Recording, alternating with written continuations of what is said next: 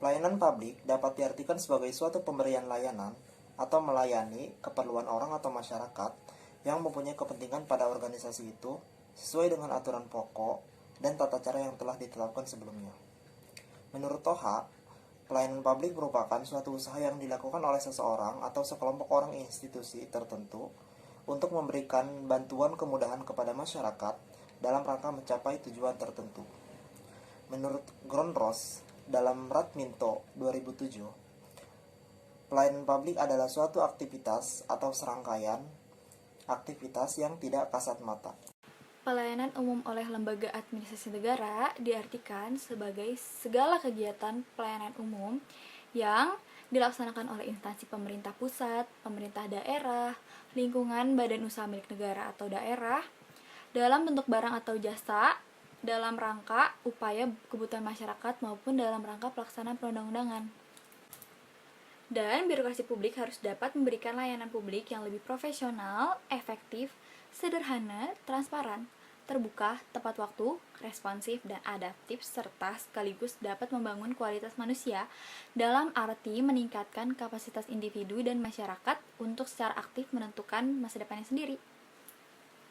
Menurut Toha dalam Widodo, secara teoritis ada 3 fungsi utama yang harus dijalankan oleh pemerintah tanpa memandang tingkatannya, yaitu yang pertama ada fungsi pelayanan masyarakat atau public service function, yang kedua ada fungsi pembangunan atau development function, yang terakhir ada fungsi perlindungan protection function. Maksud dari 3 fungsi tersebut yaitu sejauh mana pemerintah dapat mengelola fungsi-fungsi tersebut agar dapat menghasilkan barang dan jasa atau pelayanan yang ekonomis, efektif, efisien, dan akuntabel kepada seluruh masyarakat yang membutuhkannya. Selain itu, pemerintah dituntut untuk menerapkan prinsip equity dalam menjalankan fungsi-fungsi tersebut. Artinya, pelayanan pemerintah tidak boleh diberikan secara diskriminatif. Pelayanan diberikan tanpa memandang status, pangkat, golongan dari masyarakat dan semua warga masyarakat yang mempunyai hak yang sama atas pelayanan tersebut sesuai dengan peraturan yang berlaku. Menurut Valerie dalam bukunya yang berjudul Delivering Quality Service, yang membahas tentang bagaimana tanggapan dan harapan masyarakat mengenai pelayanan yang mereka terima, baik barang maupun jasa. Berikut adalah hal-hal yang perlu diperhatikan dalam pelayanan. 1. Menentukan pelayanan publik yang disediakan. 2. Memperlakukan pengguna pelayanan sebagai customer. 3. Berusaha memuaskan pengguna pelayanan sesuai dengan yang diinginkannya. 4. Mencari cara penyampaian pelayanan yang paling baik dan berkualitas. Dan terakhir ada menyediakan cara-cara bila pengguna pelayanan tidak ada pilihan lain. Menurut Morgan and Gertroy, terdapat 3 ketentuan pokok untuk menentukan tinggi rendahnya suatu kualitas pelayanan publik. Yang pertama ada interpersonal component, yakni bagian antar pribadi yang melaksanakan.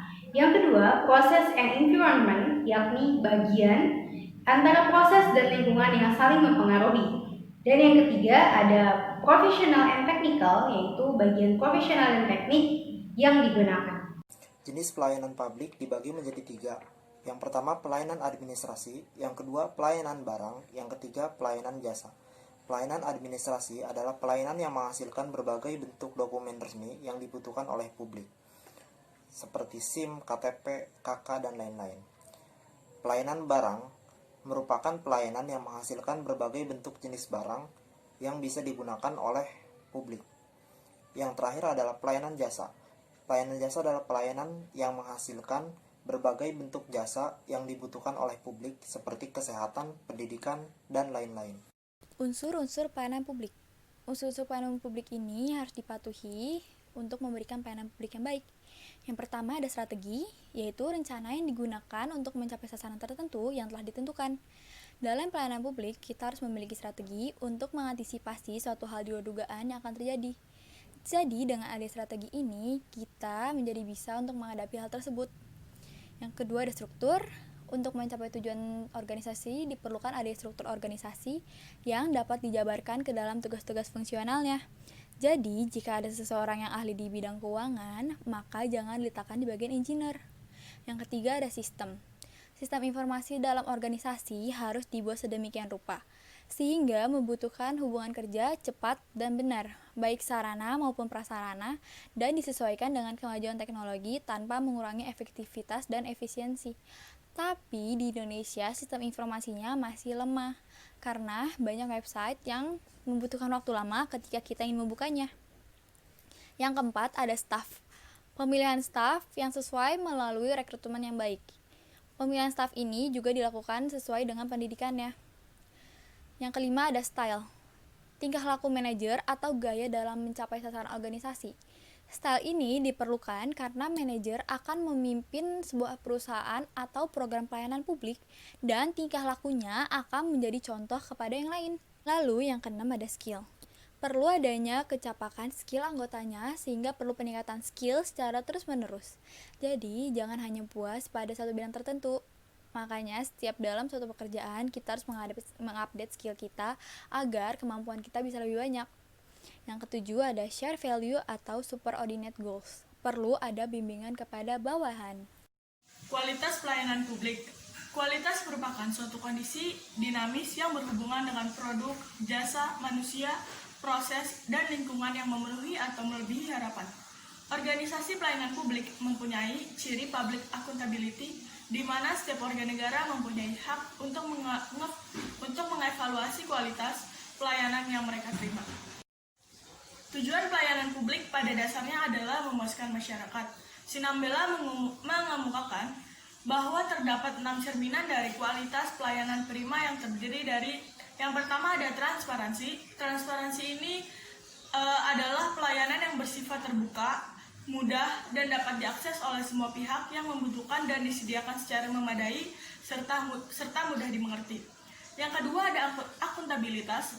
Akuntabilitas ini pelayan yang dapat dipertanggungjawabkan sesuai dengan ketentuan peraturan perundang-undangan. Yang ketiga ada kondisional.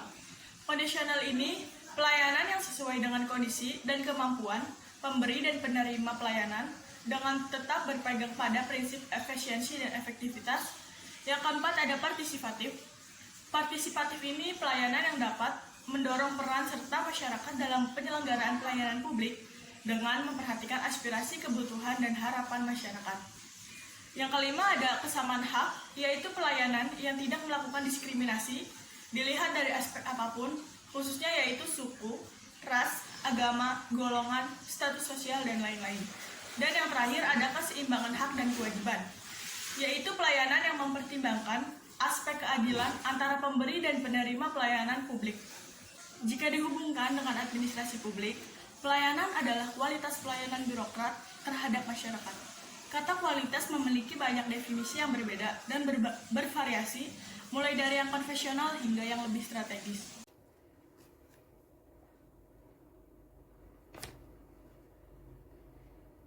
Jika dihubungkan dengan administrasi publik, pelayanan adalah kualitas pelayanan birokrat terhadap masyarakat. Kata kualitas sendiri memiliki berbagai definisi yang berbeda dan bervariasi mulai dari konvensional hingga yang strategis. Definisi konvensional dari kualitas biasanya menggambarkan karakteristik langsung dari suatu produk, seperti 1. Kinerja, 2. Keandalan, 3. Mudah dalam penggunaan, dan 4. Estetika. Dalam definisi strategis, kualitas adalah segala sesuatu yang mampu memenuhi kebutuhan pelanggan atau meeting the needs of customers. Kemudian, Jaspers memukakan bahwa kualitas mengacu dari 3 pengertian sebagai berikut. Yang pertama, kualitas terdiri atas sejumlah keistimewaan pokok, baik itu keistimewaan langsung maupun keistimewaan atraktif, yang mana dapat mampu untuk memenuhi kebutuhan pelanggan dan memberikan kepuasan terhadap penggunaan produk tersebut. Kemudian yang kedua, kualitas terdiri atas segala sesuatu yang bebas dari kekurangan maupun kerusakan. Dan yang ketiga, kualitas bersifat relatif, yang artinya kualitas dinilai berdasarkan perspektif yang digunakan untuk menentukan ciri-ciri pelayanan yang spesifik. Karakteristik pelayanan menurut Norman adalah sebagai berikut. Yang pertama, pelayanan sifatnya tidak dapat diraba. Pelayanan sangat berlawanan sifatnya dengan barang jadi. Yang kedua, Pelayanan itu kenyataannya terdiri dari tindakan nyata dan merupakan pengaruh yang sifatnya adalah tindakan sosial. Yang ketiga, produksi dan konsumsi dari pelayanan tidak dapat dipisahkan secara nyata, karena pada umumnya kejadian bersamaan dan di tempat yang sama. Indeks kepuasan masyarakat terhadap pelayanan publik di Indonesia. Berikut unsur-unsur yang perlu diperhatikan untuk mengukur IKM berdasarkan Undang-Undang Nomor 14 Tahun 2017 tentang Pedoman Penyusunan Survei Kepuasan Masyarakat Unit Penyelenggara Pelayanan Publik. Yang pertama, ada persyaratan. Seperti persyaratannya itu rumit atau tidak. Yang kedua, ada sistem, mekanisme, dan prosedur. Seperti dalam pembuatan KTP, mekanismenya harus kemana dulu, apakah kita harus ke kelurahan dulu atau ke kecamatan dulu, atau kita perlu ke RT RW dulu, seperti itu. Yang ketiga, ada waktu penyelesaian. Misal dalam pembuatan KTP, penyelesaiannya dalam waktu yang cepat atau lambat. Yang keempat, biaya atau tarif. Jadi kalau misalnya emang berkomitmen agar pelayanan publik itu gratis, maka jangan ada pungli, karena dengan adanya pungli tersebut bisa menurunkan tingkat kepuasan masyarakat terhadap pelayanan publik. Yang kelima, produk spesifikasi jenis pelayanan. Kita harus memberi spesifikasi pelayanan yang jelas, yaitu pelayanan administrasi, jasa, atau barang. Contoh, akte kelahiran itu termasuk ke dalam jenis pelayanan administrasi. Yang keenam, ada kompetensi pelaksana. Terdapat pelaksana yang kurang layak untuk menjadi pegawai kelurahan karena pegawai tersebut dinilai tidak kompeten. Yang ketujuh itu ada perilaku pelaksana. Contohnya kalau misalnya kita ingin membuat KTP, orang-orang yang ada di kelurahan itu melayaninya dengan tidak ramah gitu. Yang kedelapan, pembangunan pengaduan saran dan masukan. Ini merupakan indeks yang sangat penting karena kotak pengaduan itu merupakan sebagai salah satu feedback agar pemerintah tahu apakah pelayanan publik yang diberikan sudah memberikan kepuasan atau belum. Tetapi banyak kotak pengaduan tetapi tidak ada isinya. Maka dari itu diperlukan kertas atau catatan agar masyarakat bisa memberikan feedback kepada pemerintah. Yang ke-9 ada sarana dan prasarana. Sarana dan prasarana ini identik dengan pengadaan barang, seperti apakah dalam suatu kelurahan kursinya cukup atau tidak, apakah kondisi toiletnya bersih atau tidak, apakah dalam kelurahan ini terdapat ruang menyusui atau tidak, seperti itu sih. Ya, sekian dari penjelasan dari indeks kepuasan masyarakat terhadap pelayanan publik di Indonesia. Selanjutnya adalah landasan hukum. Penelitian mengenai kepatuhan dalam pelaksanaan Undang-Undang Nomor 25 Tahun 2009 tentang pelayanan publik telah dilaksanakan oleh Ombudsman Republik Indonesia pada sejak tahun 2013 dengan objek penelitian yaitu Kementerian Negara, instansi pemerintah, dan pemerintah daerah baik provinsi, kabupaten, dan kota, khususnya unit pelayanan perizinan langsung kepada kelompok masyarakat atau perorangan dan instansi. Berdasarkan pasal 15 dan bab 5 Undang-Undang Nomor 25 Tahun 2009 tentang pelayanan publik ini, penyelenggara pelayanan publik wajib memenuhi 10 unsur mengenai penyelenggaraan pelayanan publik itu sendiri. Yang terdiri atas yang pertama ada standar pelayanan, yang kedua ada maklumat pelayanan, yang ketiga ada sistem informasi pelayanan publik, yang keempat ada pengelolaan sarana, prasarana, dan fasilitas pelayanan publik. Yang kelima ada pelayanan khusus. Selanjutnya ada biaya atau tarif pelayanan publik. Yang selanjutnya ada perilaku pelaksana dalam pelayanan. Selanjutnya ada pengawasan penyelenggaraan pelayanan. Selanjutnya ada pengelolaan pengaduan. Selanjutnya yang terakhir itu ada penilaian kinerja. Studi kasus inovasi pelayanan publik berbasis digital era pandemi di Indonesia. Pandemi COVID-19 banyak membawa dampak terhadap beberapa aspek kehidupan, seperti aspek ekonomi, kesehatan, pendidikan, ketenagakerjaan, dan pelayanan publik. Selama COVID-19 mewabah, banyak tercipta inovasi, kreativitas, dan terobosan yang dilakukan oleh banyak pihak. Karena mewabahnya COVID-19 ini, maka para aparatur sipil negara memberikan pelayanan kepada masyarakat berbasis teknologi digital.